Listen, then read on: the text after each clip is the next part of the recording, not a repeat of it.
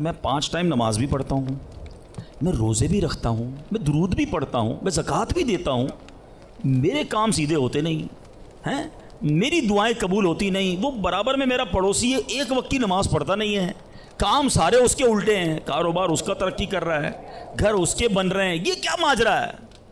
اول تو ہمیں یہ سوچنا نہیں چاہیے کہ میں نیک ہوں, ہر وقت ہمیں یہ سوچنا چاہیے کہ میں سب سے برا ہوں, میری بہت ساری خطائیں. لیکن اس کے باوجود اب جو میں حدیث سنانے جا رہا ہوں یہ بہت سو کی بہت بڑی کنفیوژن کو دور کر دے گی. اللہ کے حبیب علیہ الصلوۃ والسلام فرماتے ہیں, جس کا مضمون ہے جب کوئی فاسق, فاجر, گناہگار شخص اللہ کی بارگاہ میں دعا کرتا ہے, اللہ فرشتوں سے فرماتا ہے اس کا کام جلدی کر دو. کیوں؟ فرماتا ہے اس کا مانگنا پسند نہیں آ رہا, اس کی آواز اچھی نہیں, جلدی کام کر دو. اور فرمایا جب اللہ کا کوئی نیک بندہ, رب کا محبوب جب اللہ کی بارگاہ میں دعا کرتا ہے, اللہ فرشتوں سے فرماتا ہے ابھی اس کو نہ دینا, ابھی اس کا کام نہ کرنا, اس کو اور مانگنے دو, مجھے اس کا مانگنا بڑا پسند آ رہا. میں آپ سے پوچھتا ہوں خدا کی قسم, میں جو مانگوں وہ مجھے میرا رب دے دے, یہ اچھا ہے یا زندگی میں ایک دعا میں ایسی کروں کہ اللہ جبریل سے کہے کہ میرے بندے کا کام نہ کرنا, اس کو اور مانگنے دو, اے میرے فرشتوں اور مانگنے دو, مجھے اس کا مانگنا بڑا پسند آ رہا. کاش زندگی میں ایک دعا, مجھے بتاؤ نا, میرا رب یہ کہہ دے کہ میرے بندے کی آواز مجھے پسند ہے, پھر تو میرا کام ہو گیا نا, میرے رب کو میں پسند آ گیا, اس سے بڑی کیا چیز ہے. مگر بدقسمتی ہے جو شخص محبت کے ساتھ مجھ پر درود بھیجتا ہے, تو اللہ تبارک و تعالیٰ, گویا اللہ کے حکم سے, میں حدیث کا مضمون عرض کر رہا ہوں, اللہ کے حکم سے وہ فرشتہ جو ہے وہ پانی میں, نہر رحمت میں غوطہ لگاتا ہے, اور غوطہ لگا کر پانی سے باہر آ کر اپنے پروں کو جھاڑتا ہے. آپ نے کبھی یہ منظر دیکھا ہوگا کہ چھوٹی سی چڑیا جو ہے پانی میں اگر گر جائے اور باہر نکل کر اپنے پروں کو پھڑ پھڑائے تو کتنے قطرے گرتے ہوں گے. مگر ایک ایسا فرشتہ کہ جس کا ایک بازو مشرق میں, دوسرا مغرب میں, جب وہ پانی سے نکل کر اپنے پروں کو پھڑ پھڑائے, پروں کو ہلائے, جھاڑے, تو کتنے قطرے گریں گے, کاؤنٹ کرنا پاسبل نہیں. اب سنو ہونا کیا ہے. پیارے آقا فرماتے ہیں کہ اللہ تعالیٰ اس کے پروں سے ٹپکنے والے ہر قطرے سے ایک فرشتہ پیدا فرماتا ہے. اچھا وہ فرشتوں نے کرنا کیا ہے؟ آقا علیہ الصلوۃ والسلام فرماتے ہیں وہ فرشتے قیامت تک اس درود پڑھنے والے کے لیے استغفار کرتے رہتے ہیں. یعنی درود پڑھنا اتنا سا کام ہے, ذرا مل کر پڑھیں, الصلاۃ والسلام علیک یا رسول اللہ. 30 سیکنڈز بھی نہیں لگتے ایک درود پڑھنے میں, مگر انعام کتنے بڑے بڑے ہیں. دنیا کا دستور ہے جتنا مشکل کام بندہ کرتا ہے اتنی آمدنی زیادہ ہوتی ہے. ایک نارمل میٹرک پاس بندہ جاب کرے اس کی سیلری تھوڑی ہوگی, گریجویٹ کرے اس کی سیلری زیادہ ہوگی, پی ایچ ڈی کر لے سیلری اور بڑھ جائے گی. جتنا کوالیفائڈ, جتنی محنت کر کے, جتنا آگے بڑھ کے بندہ کام کرتا ہے اس کو اتنا دنیا میں انعام ملتا ہے. میرے رب کی رحمت دیکھو, کام تھوڑا کرتے ہیں رب زیادہ عطا فرماتا ہے. گویا اس کی رحمت جو ہے اپنے بندوں پر برسنا چاہتی ہے. اے میرے میٹھے اسلامی بھائیوں, میں بھی نیت کروں اور آپ بھی نیت کریں, ہم کم از کم روزانہ 1200 بار درود پاک پڑھیں گے. آج جس ٹاپک پر میں نے کچھ مدنی پھول آپ کو پیش کرنے ہیں, بیسیکلی یہ ایک ایسی عبادت ہے, یہ ایک ایسا عمل ہے جو ہمارے لیے بہت ضروری بھی ہے, مگر انفارچونیٹلی بدقسمتی سے ہماری بہت بڑی اکثریت اس کو شاید عبادت ہی نہیں سمجھتی ہے. اس کو ایک آرڈنری کام سمجھتے ہیں, ضمنی کام سمجھتے ہیں, اور اس میں اتنی توجہ بھی نہیں دیتے. اور اگر آج آپ توجہ سے پورا بیان سنیں گے تو آپ ریئلائز کریں گے کہ میں نے جس عبادت کی طرف آپ کی توجہ دلانی ہے وہ صرف نارمل عبادت نہیں, بلکہ حدیث میں اس کو برین آف عبادہ, مخ العبادہ کہا گیا. وہ عبادت ایسی ہے جو عبادتوں کا بھی مغز ہے. اب وہ کیا ہے وہ ضرور عرض کروں گا. پہلے بخاری شریف کا ایک واقعہ سنانا چاہتا ہوں, اور یہاں ایک تھوڑا سا مسکنسیپشن بھی کلیئر کرنا چاہتا ہوں, غلط فہمی یا وسوسہ, کہ کچھ لوگ یہ کہتے ہیں جناب کہ دعوت اسلامی کے اجتماع میں جاتے ہیں تو بعض اوقات وہاں واقعات بڑے سنائے جاتے ہیں, اور قرآن و حدیث کی بات کم ہوتی ہے اور واقعہ بڑا سنایا جاتا ہے. اب میں جو واقعہ سنانے جا رہا ہوں یہ میں نے نہیں سنانا, میرے آقا علیہ الصلوۃ والسلام نے صحابہ کرام کو سنایا تھا. تو یہ شاید غلط فہمی ہے کہ واقعات کا قرآن و حدیث سے تعلق نہیں ہے. پرابلم یہ کہ نہ ہم نے قرآن پڑھا ہے نہ حدیث پڑھی ہے. جنہوں نے قرآن پڑھا ہے ان سے پوچھیں کہ قرآن پاک میں واقعات کتنے ہیں. قرآن پاک بھرا پڑا ہے واقعات سے. سورہ بقرہ کو بقرہ کیوں کہتے ہیں بھائی؟ یہ ایک گائے کا واقعہ ہے. بقرہ کہتے ہی گائے کو ہیں, ٹھیک ہے جناب. سورہ یوسف کو احسن القصص کہا گیا, قرآن پاک کا سب سے بہترین قصہ. شاید آپ میں سے بہت سو کو نہیں معلوم ہوگا کہ قرآن مجید فرقان حمید میں 100 سے زیادہ واقعات موجود ہیں, مگر لوگ پتہ نہیں کیوں اریٹیٹ ہوتے ہیں. اس کا مطلب کیا ہوا؟ اس کے آپ پڑھے لکھے لوگ ہیں, شاید میرے پوائنٹ کو پک کر لیں گے. بخاری شریف کی بڑی بڑی کتابوں میں, حدیث کی جتنی بڑی کتابیں ہیں, نبی پاک نے پچھلی قوموں کے واقعے بیان کیے. قرآن واقعے بیان کر رہا ہے, نبی پاک واقعات بیان کر رہے ہیں. What is the reason behind this? اس کا مطلب یہ ہے کہ انسان کو اللہ نے جس طریقے سے بنایا ہے نا, ہمارا ذہن واقعے کو جلدی قبول کرتا ہے. ہم اسٹوری کے ذریعے بات جلدی سمجھتے ہیں, اور آج ماڈرن سائنس اس بات کو پک کرنے میں کامیاب ہوئی ہے. اللہ کا کلام ہمارے پاس 1450 سال سے موجود ہے. آج جائیے اسکول کالجز کے اندر, آج بڑے بڑے پروفیسر اس نتیجے پر پہنچے ہیں کہ جناب بچوں کو اگر کوئی بات سکھانی ہے تو کوئی اسٹوری کے ذریعے سکھانی ہوگی, کسی پوئم کے ذریعے سکھانی ہوگی, کوئی واقعہ بیان کرے تو بات دل میں گھر کر جائے گی. آج ماڈرن سائنس اس بات پر پہنچی ہے. میرا قرآن اور نبی کی حدیثیں ان واقعات سے بھری ہوئی ہیں. تو آج میں وہ واقعہ سنانے جا رہا ہوں جو بخاری شریف میں موجود ہے. اللہ کے حبیب علیہ الصلوۃ والسلام نے صحابہ کرام کو سنایا, اور امیزنگ کمال کا واقعہ ہے. اور یہی میرے آج کے ٹاپک کا یوں سمجھیے سینٹرل آئیڈیا ہے. آپ کو اندازہ ہو جائے گا کہ میں کیا بیان کرنا چاہتا ہوں, اور اس واقعے سے ہمیں بہت کچھ سیکھنے کو ملے گا. بخاری شریف میں ہے, حضرت عبداللہ ابن عمر رضی اللہ تعالیٰ عنہ سے مروی ہے, کہتے ہیں میں نے پیارے آقا علیہ الصلوۃ والسلام کو فرماتے سنا. میں سمری خلاصہ اس حدیث کا عرض کروں گا کہ اگلے زمانے میں 3 شخص کہیں جا رہے تھے. رات کا وقت تھا, سونے کے لیے انہوں نے ایک غار کا انتخاب کیا اور ایک غار میں جا کر وہ آرام کرنے لگے. اس زمانے میں موٹیل اور ہوٹل تو ہوتے نہیں تھے کہ رات ہو گئی تو چلو کسی ہوٹل میں جا کے آرام کر لیں. کوئی غار دیکھا اور وہیں سو گئے پہاڑ کے اندر. ہوا کیا کہ وہ سوئے اور پہاڑ کی ایک چٹان جو ہے وہ اوپر سے گری, اور اس پہاڑ کا جو منہ تھا اس پر چٹان آ کر گر گئی. کلوز, دروازہ کلوز ہو گیا. اس زمانے میں موبائل فون نہیں تھا کہ اندر پھنسے ہوئے کسی کو بتاتے کہ ہم اندر پھنس گئے. وہ اندر ہو گئے اور دروازہ جو اس غار کا منہ تھا وہ چٹان سے بند ہو گیا. نبی پاک علیہ الصلوۃ والسلام فرماتے ہیں کہ اب ان تینوں نے کیا کیا؟ انہوں نے کہا کہ اب ایک ہی ہتھیار بچتا ہے, کسی کو بتا تو سکتے نہیں, آؤ اللہ کریم کی بارگاہ میں دعا کرتے ہیں.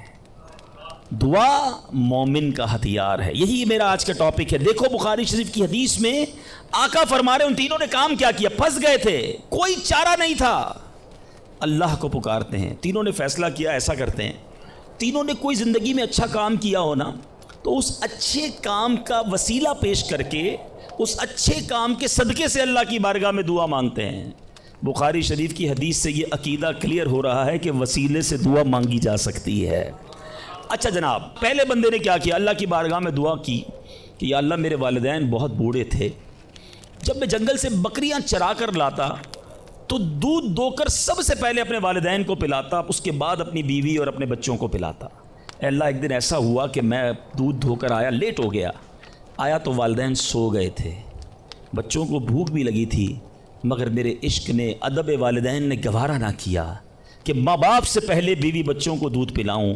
ساری رات انتظار کرتا رہا, اپنے والدین کے انتظار میں کھڑا رہا. میرے ادب نے یہ بھی نہ مجھے اجازت دی کہ والدین کو جگا دوں کہ آپ دودھ پی لیجئے, میں آ گیا ہوں. میں سرہانے کھڑا رہا, اے اللہ اگر میں نے یہ کام تیری رضا کے لیے کیا, ساری رات میں کھڑا رہا ماں باپ کے ادب میں, صبح ہو گئی تو میرے مولا اس مصیبت سے ہمیں چھٹکارا دے دے, اے اللہ اس غار سے ہمیں نکال دے. اس بندے نے دعا ختم کی, آقا فرماتے وہ پتھر تھوڑا سا سرک گیا. وہ پتھر جو کرین سے نہ ہلے, وہ چٹان آٹومیٹکلی دعا جو ہے اثر رکھتی ہے. پتھر سرک گیا, مگر اتنی جگہ نہ بنی کہ بندے باہر نکل جائیں. اب دوسرے کی باری آئی, اس نے اللہ کی بارگاہ میں دعا کی, مولا اے رب کریم میرے چچا کی ایک بیٹی تھی, لڑکی تھی, میری کزن تھی, اور میں اس پر بڑا عاشق تھا, بڑا محبوب رکھتا تھا اس کو. لیکن وہ میرے قریب نہیں آتی تھی، مجھے اپنے پاس نہیں بیٹھنے دیتی تھی۔ اب ایک بار وہ لڑکی کسی وجہ سے کسی مصیبت میں گرفتار ہو گئی، قحط میں گرفتار ہوئی، کھانے پینے کو پیسے نہیں تھے۔ وہ میرے پاس آئی اور آ کر کہا کہ مجھے مدد کر دو، تم میرے کزن ہو، مجھے بڑی ضرورت ہے۔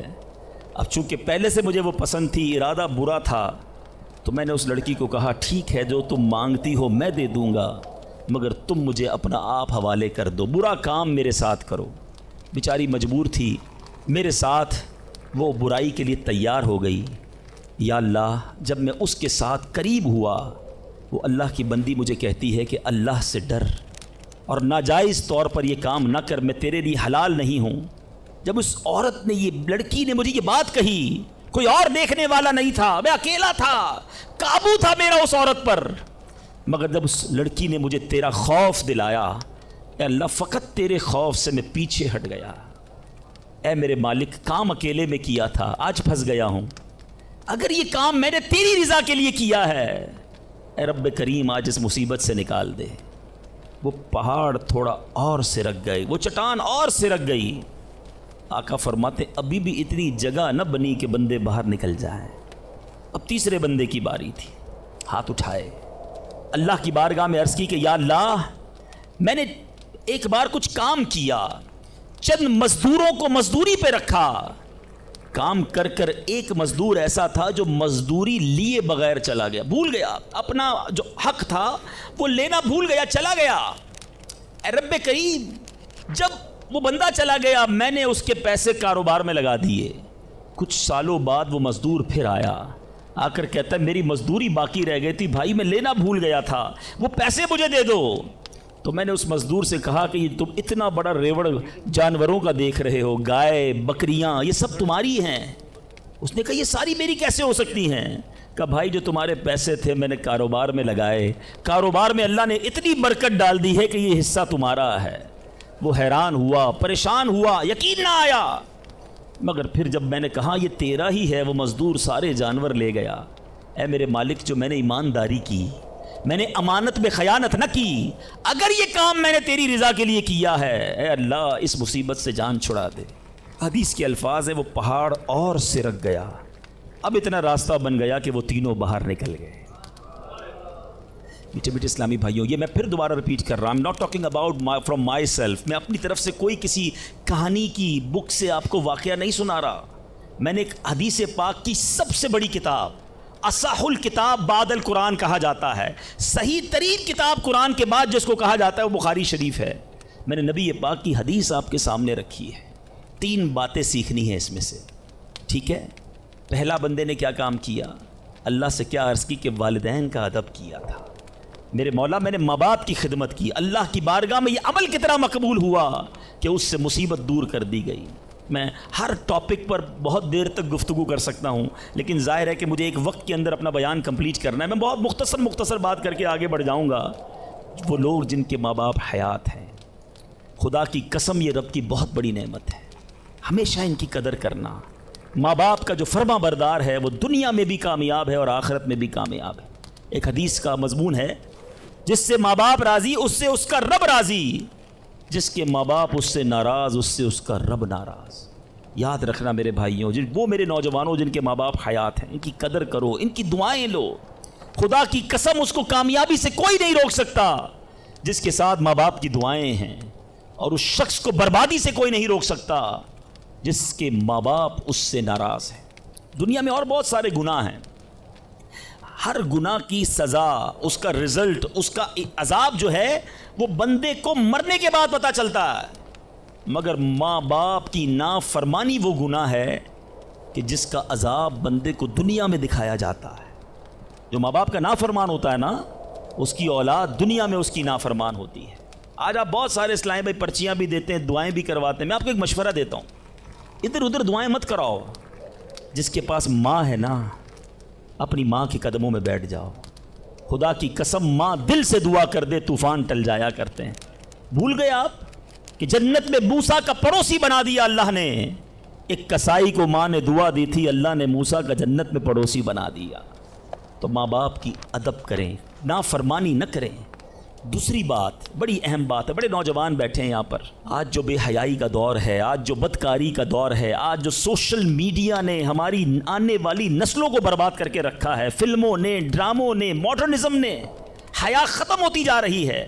اس نوجوان نے کیا کیا تھا؟ اکیلا تھا، اس لڑکی پر قابو تھا، مگر جب خوف خدا طاری ہوا تو وہ موقع چھوڑ کر اللہ کے لیے الگ ہو گیا۔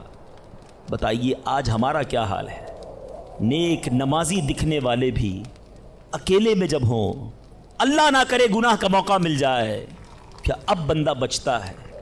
ہم سوچے تو صحیح کہ ہم گناہ کرتے وقت یہ خیال تو رکھتے ہیں کوئی دیکھ نہ لے، دروازہ بند کر دو، لائٹ آف کر دو، کہیں اور چلتے ہیں، یا تو جاننے والے رہتے ہیں۔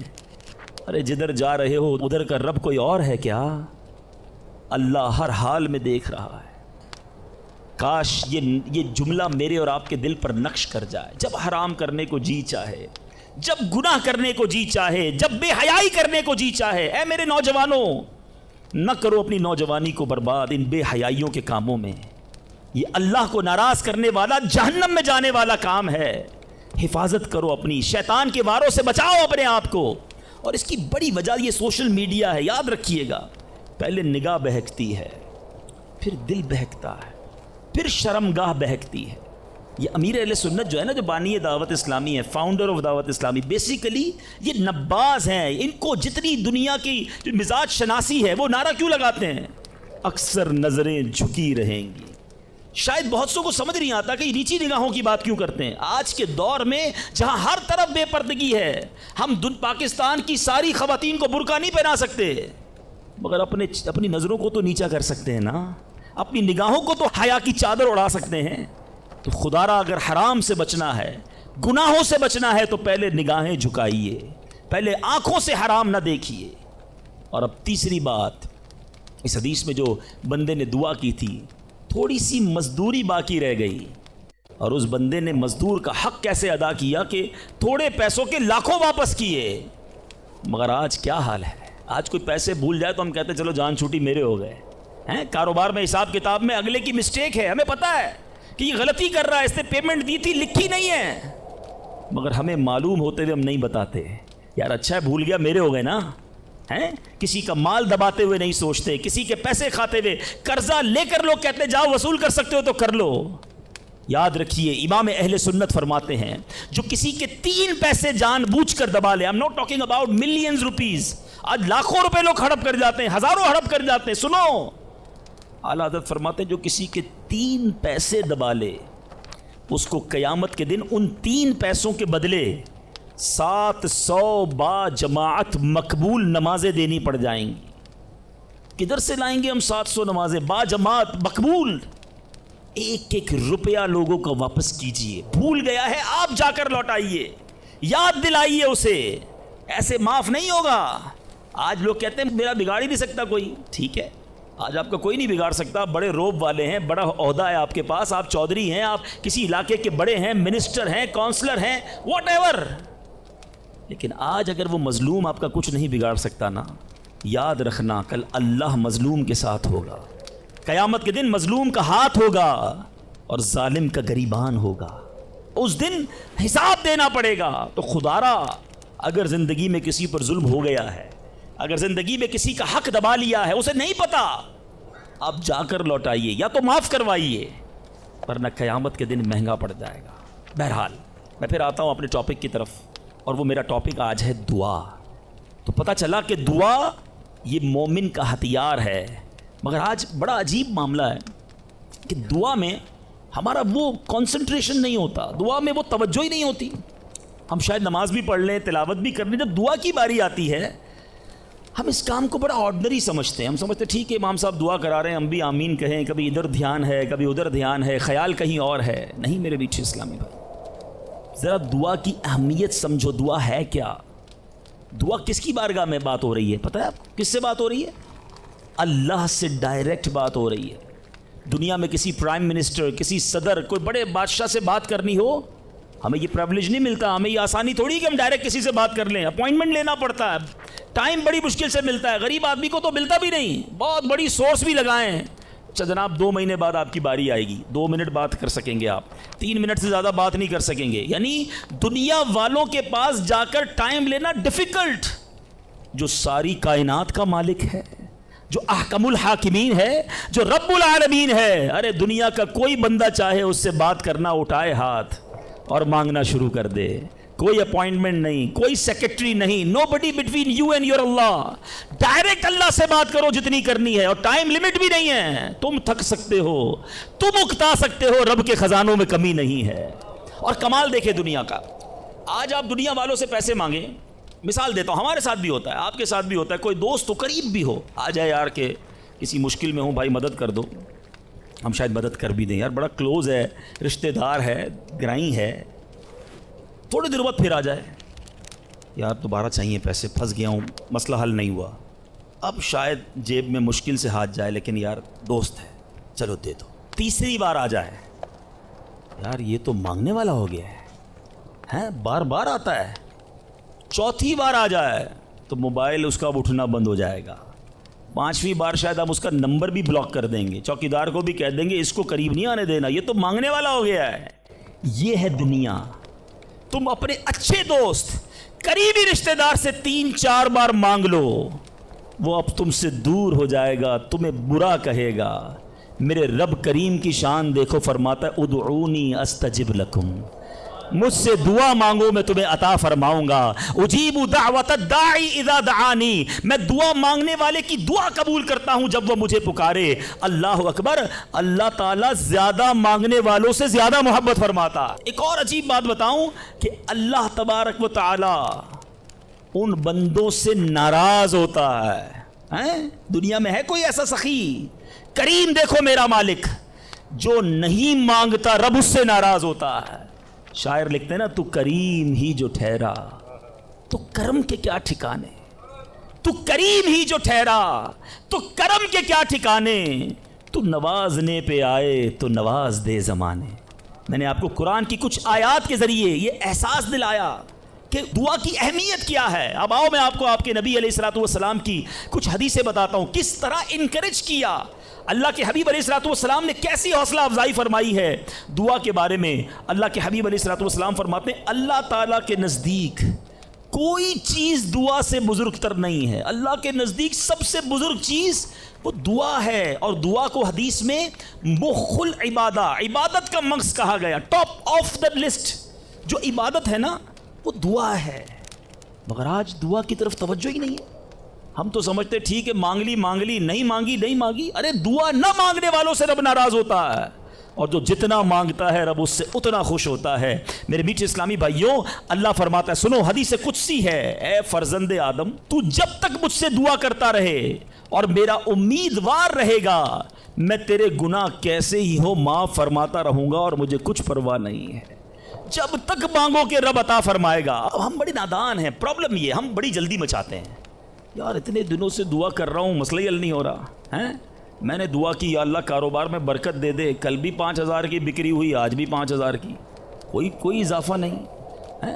جناب میں دعا کرتا ہوں یا اللہ صحت دے دے, شوگر لیول کم ہی نہیں ہو رہا. میں دعا کرتا ہوں یا اللہ بیٹا دے دے, بیٹا مل ہی نہیں رہا.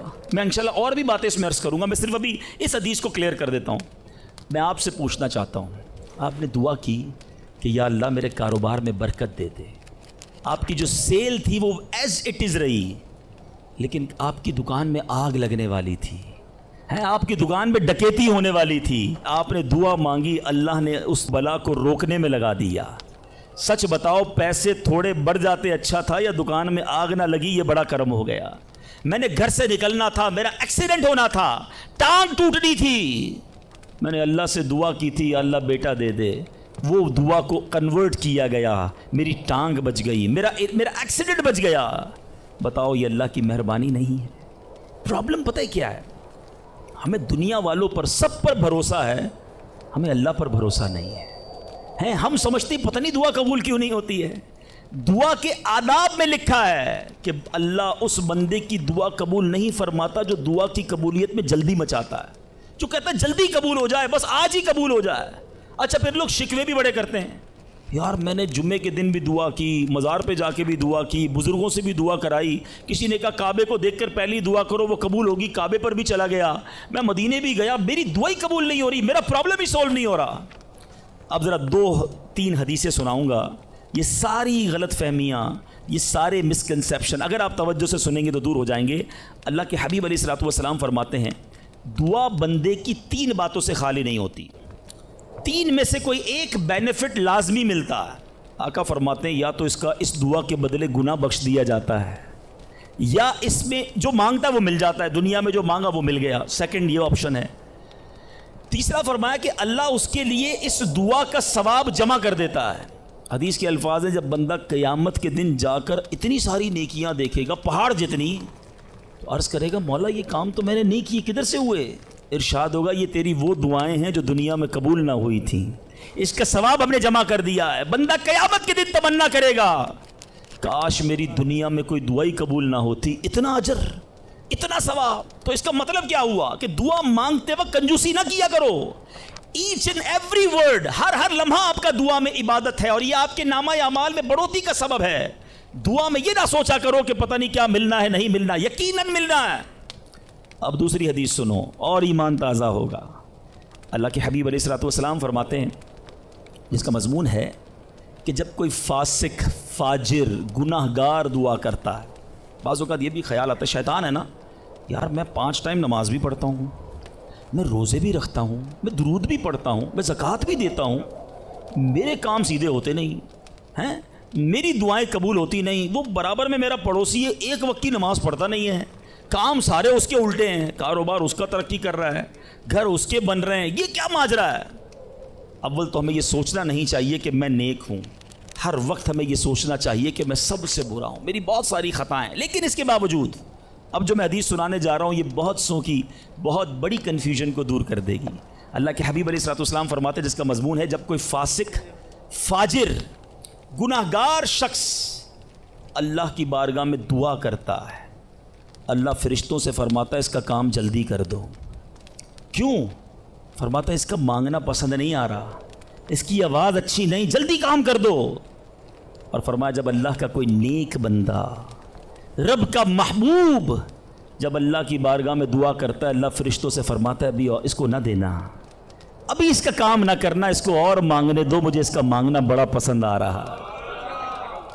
میں آپ سے پوچھتا ہوں خدا کی قسم، میں جو مانگوں وہ مجھے میرا رب دے دے، یہ اچھا ہے یا زندگی میں ایک دعا میں ایسی کروں کہ اللہ جبریل سے کہے کہ میرے بندے کا کام نہ کرنا، اس کو اور مانگنے دو، اے میرے فرشتوں اور مانگنے دو، مجھے اس کا مانگنا بڑا پسند آ رہا ہے۔ کاش زندگی میں ایک دعا، مجھے بتاؤ نا، میرا رب یہ کہہ دے کہ میرے بندے کی آواز مجھے پسند ہے، پھر تو میرا کام ہو گیا نا، میرے رب کو میں پسند آ گیا، اس سے بڑی کیا چیز ہے؟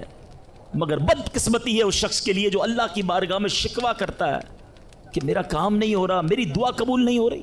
جلدی نہ مچایا کرو، اللہ پر بھروسہ رکھو، اور اب آخری بات سے اور آپ کا کلاؤڈ کلیئر ہو جائے گا۔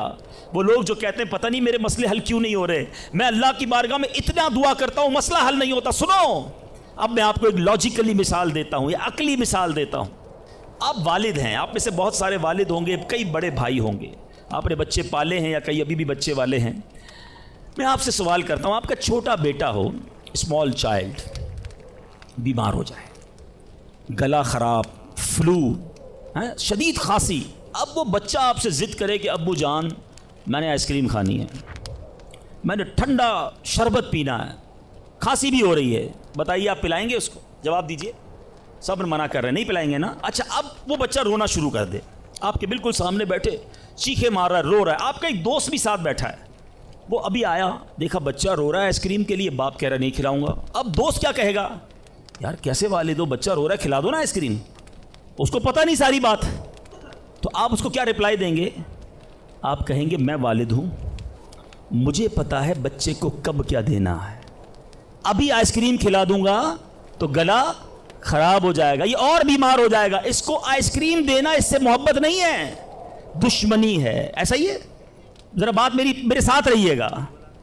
اب بڑی دل پر ہاتھ رکھ کر میری بات سننا، تم والد ہو، تمہیں پتہ ہے بچے کو کب کیا دینا ہے، میرے خالق کو نہیں پتا مجھے کب کیا دینا ہے. میں مانگ رہا ہوں یا اللہ روزی میں برکت دے، وہ نہیں دے رہا. میں مانگ رہا ہوں یا اللہ اولاد دے، وہ نہیں دے رہا. میں گر گڑا رہا ہوں یا اللہ کرائے کے مکان میں ہوں، اپنا مکان دے دے، وہ نہیں دے رہا. اے مولا میں فلاں ملک میں جانا چاہتا ہوں، ویزے لگانا چاہتا ہوں، نہیں مل رہے ویزا. ارے کیوں یقین نہیں رکھتے؟ جتنے ادھر بیٹھے ہو میں آپ سے پوچھتا ہوں، کون ہے جو یہ کہتا ہے میری ماں مجھ سے محبت نہیں کرتی؟ ارے ماں تو وہ ہستی ہے جو اپنے سکھ قربان کر کے ہمیں سخی کرتی ہے. ساری رات ہمارے لیے جاگنے والی ہماری ماں ہے. تو جو ماں تکلیف نہیں دے سکتی، وہ ماؤں سے زیادہ پیار کرنے والا کیسے ہماری دعا قبول نہیں کرے گا؟ یہ یقین رکھ لو، اگر میں مانگ رہا ہوں وہ نہیں دے رہا تو وہی میرے لیے بہتر ہے. میرا کام نہیں ہو رہا نا، وہی میرے لیے بہتر ہے. جو اولاد کے تمنائی ہیں، نہیں مل رہی اولاد، یقین کر لو کہ میرے لیے اولاد بہتر نہیں. پوچھو ان ماں باپ سے جن کے بچے مار کر انہیں گھر سے نکال دیتے ہیں. وہ کہتے ہیں کاش بچہ پیدا ہی نہ ہوتا، بیٹے نے مارا ہے مجھے، بیٹے نے گھر سے نکال دیا. ایسی اولاد نہیں دنیا میں. ان ماں باپ سے پوچھو، کیا پتا آپ کے مقدر میں ویسی ہی اولاد ہو. اور اللہ فرما رہا ہے، اللہ کریم ہے، ہمارے بارے میں اچھا فیصلہ کیا کہ ہمیں اولاد سے محروم رکھا. اے میرے بندو، جب تمہیں ماں باپ پر یقین ہے کہ وہ برا فیصلہ نہیں کرتے تو اپنے خالق پر یقین کر لو. اب اگر یہ سوچ لو گے نا تو آپ کی لائف بڑی پرسکون ہو جائے گی. اب آپ ٹینشن میں نہیں رہیں گے. دعا کریں گے، کام ہو گیا تو بھی اللہ کا شکر، نہیں ہوا تو بھی اللہ کا شکر. میرے لیے بہتر تھا نا، اللہ نے اس لیے نہیں کیا. یقین کر لو اپنے مالک پر. ایک بار میں افریقہ میں تھا، تنزانیہ میں. ایک بہت بڑے بزنس مین تھے. انہوں نے کہا میرا بہت بڑا ان کا کاروبار تھا. 7,000 گھر انہوں نے بنائے تھے، پورا سٹی بنایا. بڑی محبت کرتے ہیں دعوت اسلامی سے. مجھے کہا تنزانیہ ہیں، اب ہمارے ساتھ چلیں اور ہمارے اس پورے شہر کے اندر دعا کر دیں. میں نے کہا چلیں چلتے ہیں. میں ان کے ساتھ بیٹھ گیا ان کی گاڑی میں. سنیے گا ذرا، میں اس بزنس مین سے ایک بات سیکھا ہوں اور میں بھولتا نہیں ہوں بات. تقریباً جب بھی میں نے یہ بیان کیا مجھے واقعہ خود ہی یاد آ جاتا ہے. ہم گئے اس کے ساتھ، one of the biggest business man of that country. بڑا کام تھا ان کا. ہم گئے تو اتفاق تھا جو پل تھا اس شہر کو اور ان کے شہر کو ملانے والا، وہاں کوئی ورک ہو رہا تھا، کام ہو رہا تھا. گاڑی رک گئی ہماری. وہ بڑا آدمی تھا، اس نے کئی لوگوں کو فون کیا، بھائی ہماری گاڑی کو نکلنے دیکھا. نہیں صاحب گاڑی نہیں نکل سکتی، پل پر کام ہو رہا ہے، ٹریفک کلوز. بہت کوشش کی اس نے، نہیں ہوا. ہم واپس آ گئے. جب ہم واپس آئے تو مجھے لگا کہ یار اس کو بیچارے کو دل چھوٹا ہو جاتا ہے نا انسان کا. بڑی محبت سے لے کر گیا اور لے ہی نہیں جا سکا. تو میں نے کہا آپ گھبرائیں نہیں، اس میں کوئی خیر ہوگی، اللہ خیر کرے گا. میں ان کو تسلی دے رہا ہوں. یار اس بندے نے جو جملہ کہا نا، وہ کہتا ہے بھائی میری زندگی کا ایک دستور ہے، جب میرا کام ہو جاتا ہے نا تو میں ایک بار اللہ کا شکر ادا کرتا ہوں، نہیں ہوتا تو 2 بار اللہ کا شکر ادا کرتا ہوں. میں شاکڈ ہو گیا. میں نے کہا آپ نے کیا کہا، ذرا دوبارہ کہیے. وہ بزنس مین ہے، از ناٹ مولوی، کوئی عالم دین نہیں تھے، لیکن مجھے سکھا گیا وہ بندہ. میں نے کہا دوبارہ کہیے. وہ کہتا ہے جب میرا کام ہو جاتا ہے نا میں ایک بار اللہ کا شکر ادا کرتا ہوں، جب نہیں ہوتا تو میں 2 بار اللہ کا شکر ادا کرتا ہوں. میں نے کہا یہ کیوں؟ کہتے نہیں کس نے کیا، کام نہیں ہوا تو کس کی مرضی سے ہوا، ہم دونوں کا جانا وہاں ٹھیک ہی نہیں تھا. جب ہی روڈ بند ہو گیا، اللہ نے جو کیا میرے مالک نے بہتر کیا. میں نے کہا یار آپ کمال کی شخصیت ہو. میں اتنا خوش ہوا اس بندے سے. یہ فارمولہ یاد کر لو، لائف پرسکون ہو جائے گی. جو مانگو مل جائے یا اللہ تیری مہربانی، جو نہ ملا یا اللہ پھر بھی تیری مہربانی. تو میرے ماں سے زیادہ مجھے چاہنے والا ہے، بہتر تھا جبھی تو نہیں دیا. تو بہرحال میرے میٹھے اسلامی بھائیوں، دعا میں کنجوسی نہیں، دل و جان سے مانگو. ٹھیک ہے؟ اچھا اب دعا کے کچھ آداب بھی سن لیں. دعا قبول نہ ہونے کا ایک سبب حرام روزی بھی ہے. حدیث کے الفاظ ہیں حرام خور کی دعا قبول نہیں ہوتی. بندہ حرام بھی کھا رہا ہے، سود کا کام بھی کر رہا ہے، ملاوٹ بھی کر رہا ہے، جھوٹ بول کر روزی بھی کما رہا ہے، کہتا ہے دعا کیوں قبول نہیں ہوتی؟ ایک بار حضرت موسیٰ علیہ نبینا علیہ الصلوۃ والسلام نے ایک شخص کو دیکھا، بڑا رو رہا تھا، بڑا گر گڑا رہا تھا، یا اللہ میری دعا قبول کر لے، یا اللہ میری دعا قبول کر لے. حضرت موسیٰ نے دیکھا، اللہ سے عرض کی مولا تیرا بندہ کتنا رو رہا ہے، گر گڑا رہا ہے، میرے مالک اس کی دعا قبول کر لے. ارشاد ہوا اے موسیٰ یہ اتنا روئے کہ روتے روتے مر جائے، اتنے ہاتھ اٹھائے کہ اس کے ہاتھ آسمان کو چھو لیں. اے موسیٰ میں نے اس کی دعا قبول نہیں کرنی. عرض کی مولا کیا وجہ ہے؟ ارشاد ہوا اے موسیٰ یہ کھاتا حرام ہے، اس جو لباس پہنا یہ حرام ہے. سوچئے اللہ کے نبی سفارش کر رہے ہیں اللہ اس کی دعا قبول کر لے، مگر حرام کھانے والے کی دعا قبول نہیں ہوتی. اپنی روزی پاکیزہ کرو.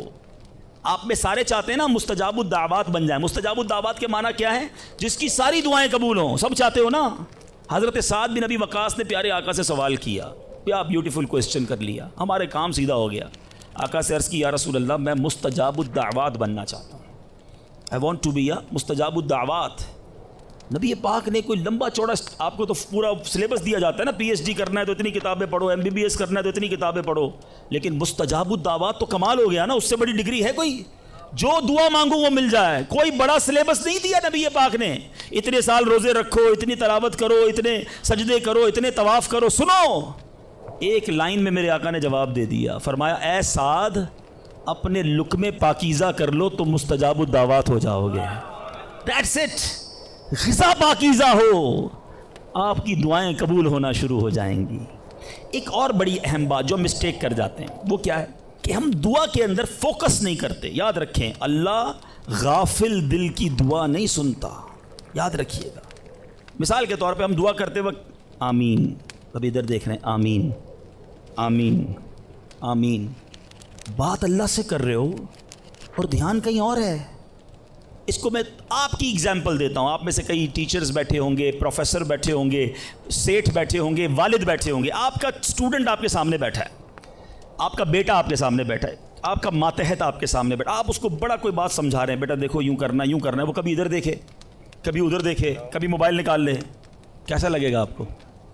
کمال ہے یار، میں تم سے بات کر رہا ہوں اور تمہارا دھیان کہیں اور ہے. توجہ سے سنو. آپ کو برا لگتا ہے آپ کا بچہ آپ کی بات نہ سنے. تم رب کی بارگاہ میں ہاتھ اٹھا کر دھیان کہیں اور ہے، کدھر سے دعا قبول ہوگی؟ یہ بے ادبی ہے. بارگاہ الہی میں حاضر ہیں تو بس فوکس، پتہ چلے میں کس کے دربار میں ہوں. آنکھیں جھکی ہوں، ادب سے بندہ بیٹھے وضو کر کے، ہیں اس کا خیال مالک کے دربار کی طرف ہو کہ غلام ایک مجرم بادشاہ کے دربار میں ہاتھ اٹھائے بھکاری بن کر حاضر ہوا ہے. پھر دیکھیں کیسے عطا ملتی ہے. ایک اور مسٹیک دعا قبول نہ ہونے کا ایک سبب، اور وہ ہے یقین. ایک بڑا پرابلم یہ ہے، بندہ کہتا ہے یار چلو مانگ لیتے ہیں، باقی ہوتی نہیں اپنی دعا قبول. روایتوں کا مضمون ہے جو بندہ یہ کہے نا کہ دعا پتہ نہیں قبول ہوگی یا نہیں، اس کی قبول ہی نہیں ہونی ہے، وہ نہ مانگے. یقین چاہیے، وہ بلیف چاہیے، وہ یقین ساتھ ہو تو پھر دعا عرش تک جاتی ہے. ایک واقعہ مجھے یاد آیا. ایک بار ایک گاؤں میں بارش نہیں ہو رہی تھی، بڑا زبردست قحط. گاؤں والوں نے طے کیا چلو مل کر ذرا دعا کرتے ہیں، نماز استسقاء وغیرہ پڑھتے ہیں. گاؤں کے سارے لوگ جمع ہوئے، ہزاروں کا مجمع. کئی سالوں سے اس گاؤں میں بارشیں نہیں ہوئی، پتے پتے کو، بوند بوند کو لوگ ترس رہے، قحط. ایک نوجوان، ایک ینگسٹر آیا، ہاتھ میں اس کی چھتری ہے. سارے گاؤں والے ہنسنے لگے کہ اللہ کے بندے، کئی سالوں سے ایک قطرہ پانی کا نہیں گرا، تم چھتری لے کر آئے ہو. اس نوجوان نے کمال کا جواب دیا کہ جس سے مانگنے آئے ہیں وہی تو برسانے والا ہے. اب اگر اس نے برسا دی تو کیا بھیگتے ہوئے جاؤں گا؟ اب ہوا یہی. کتاب میں لکھا سب نے دعا مانگی، نوجوان کے یقین کی برکت سے دعا کے دوران موسلا دھار بارش شروع ہو گئی. سارا گاؤں بھیگتے ہوئے گیا، نوجوان چھتری کے نیچے چلتا ہوا جا رہا ہے. یقین ہوگا تو کام ہوگا. دعا پر یقین نہیں، اللہ پر ہی یقین نہیں ہے تو کام کیسے ہوگا؟ یہ تو چند میں نے آداب بیان کر دیے. اب میں دو بڑی اہم باتیں کرنا چاہتا ہوں کہ دعا جو ہے نا ماں باپ کی، وہ بڑی امپورٹنٹ ہے. بعض اوقات ہم سمجھتے ہیں کہ یار کام نہیں ہو سکتا میرا، بڑا ٹپیکل ہے، میں بڑی مشکل میں پھنس گیا ہوں، میرے مسائل بہت ہیں، یہ مسئلہ حل ہو ہی نہیں سکتا، میں اتنے بڑے قرضے میں آ گیا ہوں کہ وہ قرضہ کیسے اترے گا؟ میں ساری زندگی نوکری کرتا رہوں، قرضہ تو نہیں اترنا، میری یہ بیماری ڈاکٹر کہتے ٹھیک ہی نہیں ہوگی. یہاں آ کر ہمارا کانفیڈنس شیک ہو جاتا ہے، ہم اللہ سے بھروسہ اٹھا لیتے ہیں، ہمیں لگتا ہے نہیں یار یہ پرابلم سالو نہیں ہو سکتا. آج ایک بات سیکھ کر جانا، جو پرابلم آپ کے سامنے بہت بڑا ہے نا وہ آپ کے لیے بڑا ہے. ان اللہ علی کل شیء قدیر. میرا مالک جب چاہے جیسے چاہے حکم فرمائے اور مسئلہ حل ہو سکتا ہے. اب میں آپ کو اس کو لاجیکلی سمجھاتا ہوں. ایک آپ نے دیکھا ہوگا آپ کے گھر میں چونٹیاں چلتی ہیں، بعضوں کا چونٹیاں ہوتی ہیں نا. اب چونٹی جا رہی ہے، آپ اس کے سامنے سیب رکھ دیں. اب چونٹی کی طرف رہ کر سوچیں، چونٹی دیکھے گی اتنی بڑی چیز سیب، چونٹی کے لیے وہ سیب پہاڑ ہے، چونٹی ہٹا سکتی ہے اس کو؟ نہیں. وہ کیا کرے گی؟ کھڑی رہے گی یا تو راستہ بدل دے گی. یار اتنی بڑی چیز سامنے آ گئی، میں تو کچھ نہیں کر سکتی. وہی سیب آپ واپس اٹھا کے جیب میں رکھ لیں، چونٹی کا راستہ کلیئر. بات سمجھ رہے میری؟ سیب چونٹی کے لیے کیا تھا؟ پہاڑ. آپ کے لیے کیا ہے؟ सेब आपने उठाया, वापस जेब में रख लिया, चोटी के सामने से पहाड़ हट गया। जो प्रॉब्लम मेरे और आपके सामने है ना, मेरे लिए पहाड़ है, आपके लिए पहाड़ है, आपको लगता है सॉल्व ही नहीं हो सकता। इन्नल्लाह अला कुल्लि शैइन कदीर, वो जब चाहे जैसे चाहे, मिनटों में, मिनट भी ज़्यादा हैं, सेकंडों में प्रॉब्लम सॉल्व करता है। दिल से दुआ मांगो। अब मैं आपको एक वाक़या सुना, एक डॉक्टर का बड़ा ही ज़बरदस्त वाक़या, मैंने किताब में पढ़ा। डॉक्टर अहमद उस शख्स का नाम था। एक कंट्री में वो बड़ा ज़बरदस्त डॉक्टर था और one of the biggest doctor of that country. हुकूमत ने प्लान किया कि उस डॉक्टर को कंट्री का सबसे बड़ा अवार्ड देना है, सबसे बड़ा इनाम। एक सेमिनार मुकर्रर किया गया, उसको एज अ स्पेशल गेस्ट मेहमान खुसूसी बुलाया गया। कहा दुनिया भर से लोग बुलाएंगे, पाकिस्तान के या उस मुल्क के बड़े लोग आएंगे, आपको गिफ्ट दिया जाएगा, आपको अवार्ड दिया जाएगा। डॉक्टर साहब बड़े खुश कि मेरे एजाज़ में इतनी बड़ी तकरीब। मिसाल देता हूँ, उनकी मंडे को तकरीब थी, संडे को उन्होंने फ़्लाइट बुक कर ली कैपिटल जाने के लिए, दारुल हुकूमत में जाने के लिए। संडे को जब फ़्लाइट टेक ऑफ होती है, बड़े खुश हैं डॉक्टर साहब के लाइफ टाइम एक ऐसा अवार्ड मुझे मिलने वाला है जो पूरी ज़िंदगी में नहीं मिला मुझे। फ़्लाइट टेक ऑफ हुई और जहाज़ जो है वो जैसे ही टेक ऑफ हुआ, थोड़ी देर बाद मौसम ख़राब हो गया। जहाज़ में बड़े हिचकोले आने लगे, बड़ी घबराहट इनको हो गई। ऐसा लगा कि जहाज़ कहीं हादसे का शिकार ना हो जाए।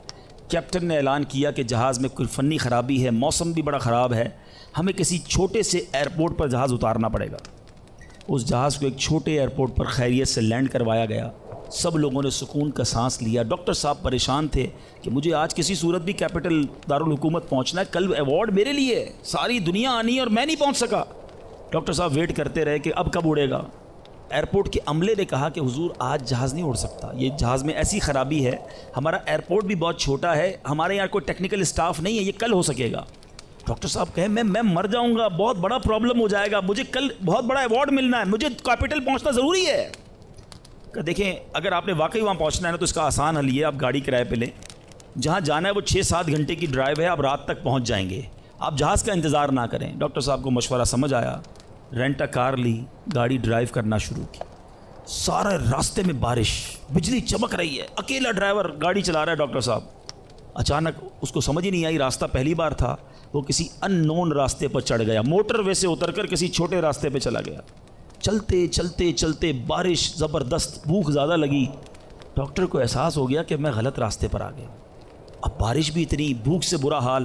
देखा एक छोटा सा घर, उसमें बल्ब जल रहा था। उस डॉक्टर ने गाड़ी वहाँ पार्क की, दरवाज़ा नॉक किया। एक बूढ़ी खातून बाहर निकली। कहा बेटा कौन हो? कहा माँ जी रास्ता भूल गया हूँ, बारिश बहुत है।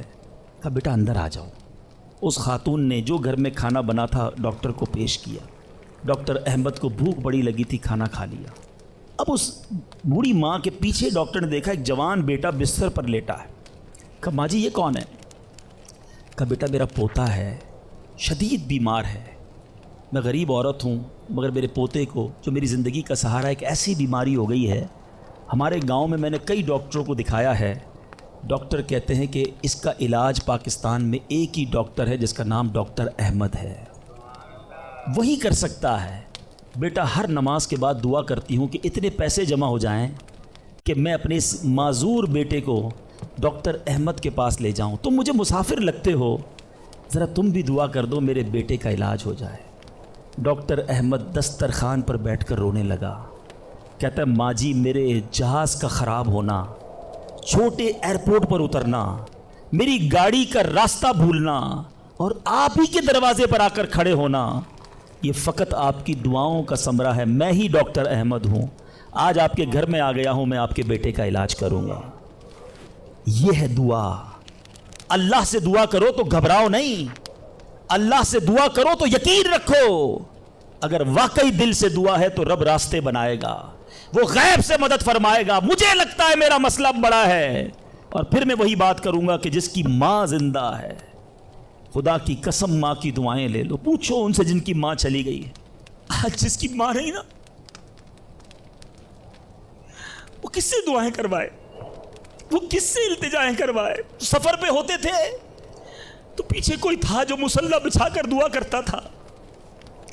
हर थोड़े दिनों बाद पैगाम आता था, बेटा किधर पहुंचे, बेटा तबीयत कैसी है। अरे माँ सोचो तो सही, बेटे का काम था माँ से पूछना कि माँ तुम्हारी तबीयत कैसी है। माँ पूछती है बेटा तुम कैसे हो।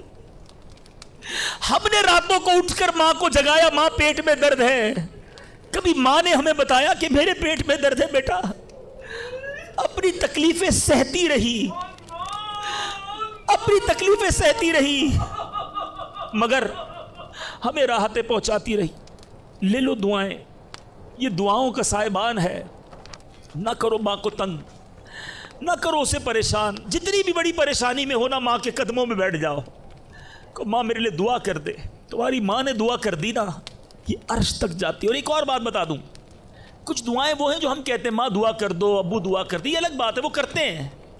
اتنی خدمت کرو کہ کہنا نہ پڑے، ماں خود دعا کرے یا اللہ میرے بیٹی کی خیر کر دے، ماں والد خود دعا کرے یا اللہ میرے بیٹے کے بگڑے کام بنا دے، پھر دیکھو کیا ہوتا ہے تمہارے ساتھ۔ اور آخری بات آج کے بیان کی کہ کبھی کسی کی بد دعا نہ لینا۔ دعا اثر رکھتی ہے نا تو بد دعا بھی اثر رکھتی ہے۔ ہائے جو ہوتی ہے نا دل سے نکلتی ہے، وہ برباد کر دیتی ہے انسان کو۔ اگر آپ کو لگتا ہے نا کہ یار میرا چلتا کاروبار خراب ہو رہا ہے، میری زندگی میں پرابلم شروع ہو گئی ہیں، میرے گھر میں بڑی خوشیاں تھیں، آہستہ آہستہ چیزیں خراب ہو رہی ہیں، فوراً چیک کرو کسی پر ظلم تو نہیں کیا، کسی کی ہائے تو نہیں لی۔ ایک بار میں نے ایک واقعہ، اسی کتاب میں یہ واقعہ بھی پڑھا کہ ایک مچھیرا تھا اور ایک پولیس والا کوتوال اس مچھلی بازار میں گیا اور اس نے دیکھا بڑی تازہ مچھلی مچھیرا بیچ رہا ہے۔ کہا کتنے کی ہے دکھاؤ ذرا؟ اس نے کہا صاحب اتنے 100 روپے کی ہے۔ کہا کبھی ہم نے کسی کو پیسے دیے؟ مچھلی چھینی اور چلا گیا۔ وہ غریب مچھیرا بڑی چیخیں ماری کہ بھائی میری روزی ہے، میں نے آج بچوں کے لیے کھانا لے کر جانا ہے، مگر اس پولیس والے نے نہیں سننا تھا، وہ اس مچھلی کو لے کر چلا گیا۔ مچھلی اتنی فریش تھی کہ وہ پھڑک رہی تھی۔ اسی پھڑکنے کے دوران اس مچھلی نے اس پولیس والے کے انگوٹھے پہ کاٹ لیا۔ نارمل سا تھا معاملہ تھا۔ گھر آ گیا، گھر آیا، بیوی کو کہا مچھلی پکاؤ، فریش فش لایا ہوں، مگر تھوڑی دیر بعد انگوٹھے میں درد شروع ہو گیا۔ اور آپ جانتے ہیں انفیکشن کس کو کہتے ہیں، چیزوں کا خراب ہونا کس کو کہتے ہیں۔ اس کے انگوٹھے میں شدید پین شروع ہو گیا، بہت درد۔ کھانا بعد میں کھاؤں گا، پہلے دوست ڈاکٹر ہے اس کے پاس جاتا ہوں۔ اس کے پاس گیا، کہا ڈاکٹر صاحب دیکھیں یہ انگوٹھے میں کیا ہو گیا ہے، بہت لال ہو گیا، بہت درد ہو رہا ہے۔ کہا اس میں زہر پھیل گیا ہے، ابھی ابھی ڈیسائیڈ کرو ورنہ یہ انگوٹھا نہیں کاٹو گے تو ہاتھ کاٹنا پڑے گا۔ کہا اچھا، ہاں۔ انگوٹھا کٹوایا، گھر آیا، بڑا افسردہ کہ انگوٹھا ہی کٹ گیا۔ ابھی دسترخوان پر بیٹھا تو ہتھیلی میں درد شروع ہو گیا، ہتھیلی لال ہونا شروع ہو گئی، بڑی بڑی تکلیف۔ پھر گیا ڈاکٹر کے پاس کہ ڈاکٹر صاحب آپ نے کہا تھا انگوٹھا کٹوا دو ہتھیلی بچ جائے گی، ہتھیلی بھی لال ہو گئی۔ کہ بیٹا اس میں بھی انفیکشن ہو گیا ہے، فوری فیصلہ کرو، میری عقل کام نہیں کر رہی، ورنہ ایسا نہ ہو تمہارا پورا بازو کاٹنا پڑے۔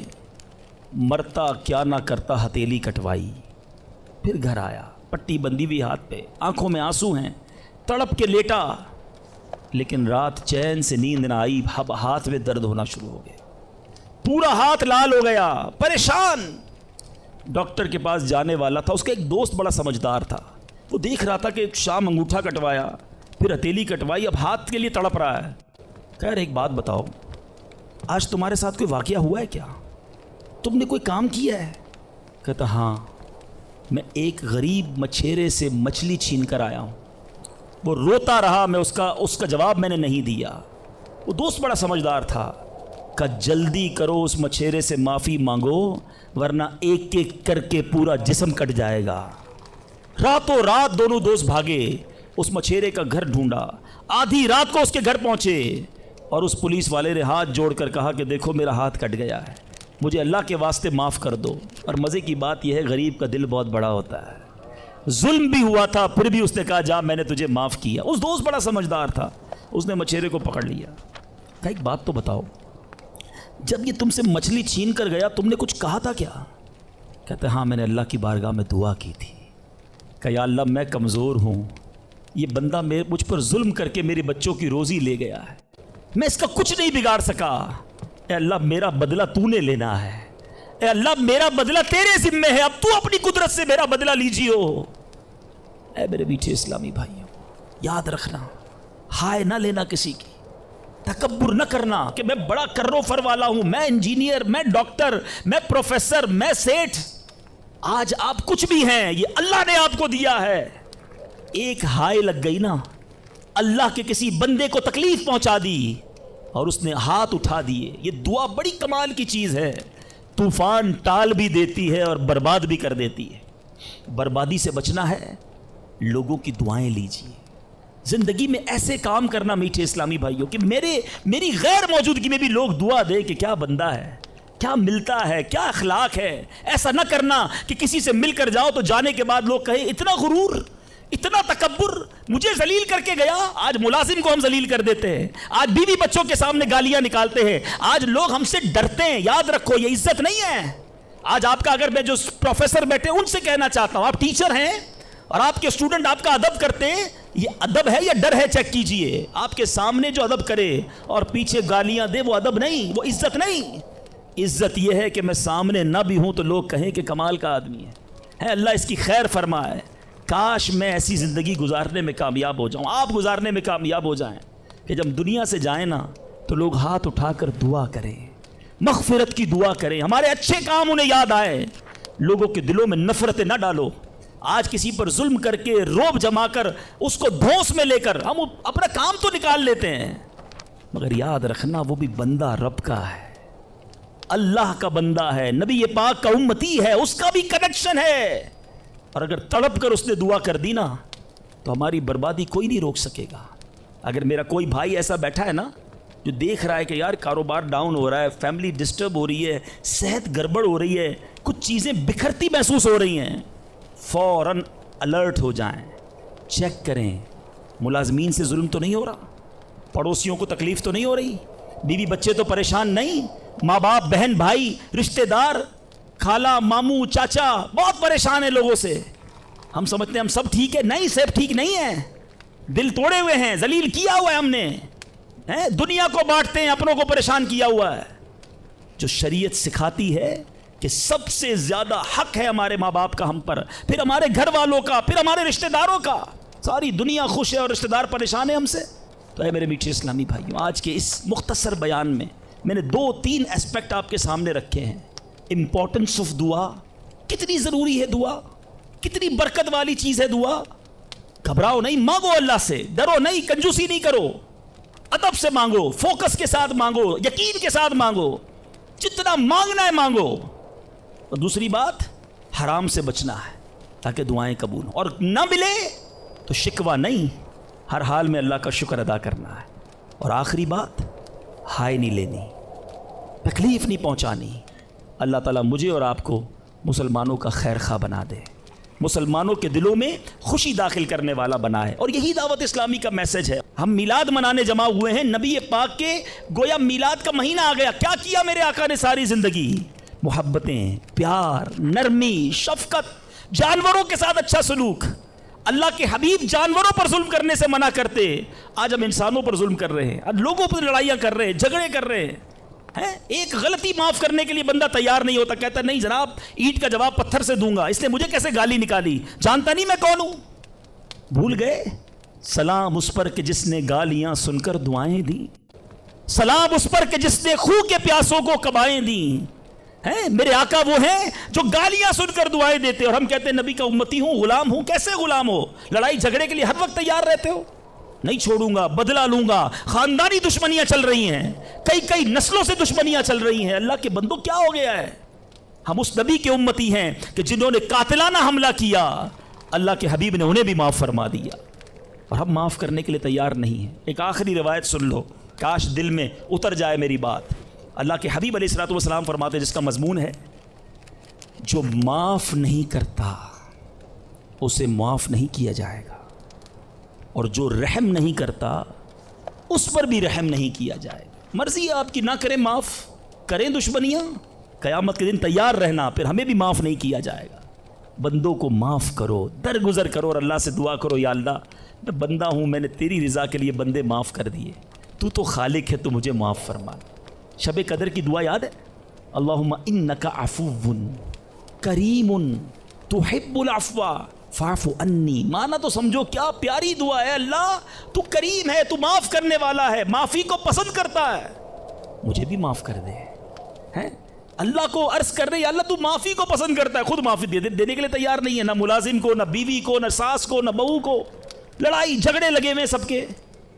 آج ایک نیت کر لو اے مسلمانوں، آقا کے غلاموں، آج تک مجھے کسی نے بھی ستایا، دل دکھایا، میں نے اس کو معاف کیا، کہہ دو میں نے معاف کیا، دشمنیاں ختم۔